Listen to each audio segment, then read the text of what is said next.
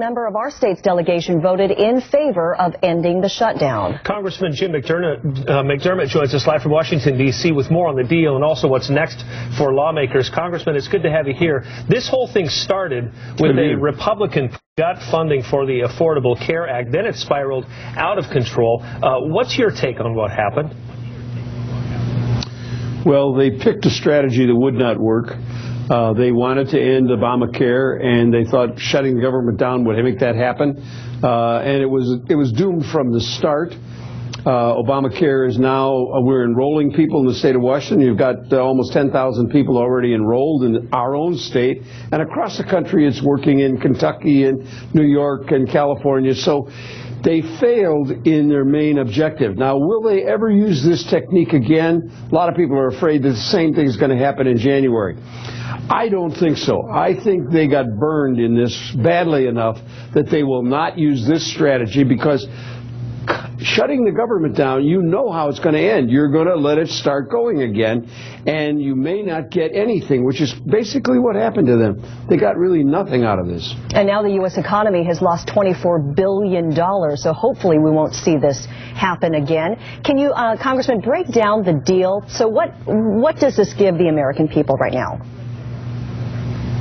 Well, it puts the government back in operation until early January, and it puts the debt limit up to about the 7th of February, where the government can continue to operate and pay its debts. And besides that, there was really very little else in it except for the creation of a conference committee. Now, there should have been a conference committee a long time ago. The Senate passed a bill in March, but the Speaker would never appoint the conferees to go and sit down and work out the differences between the House and the Senate. This resolution last night established that committee, and we're going to have some people, including Patty Murray from our own state, working on that for the next 6 or 8 weeks until about the 13th of December. But that's really what it was opening the government and raising the debt limit and setting up the committee. Congressman, we keep raising the debt limit. Isn't the real solution entitlement reform, getting the federal budget under control so we don't have to keep hitting these deadlines?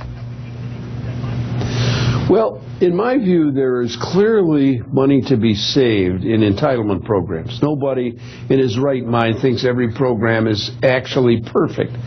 But what is needed is additional revenue. You cannot base the balancing of our budget simply by cutting Social Security and Medicare and on the disabled and on the veterans. All of entitlement programs are people who basically have no other source of income.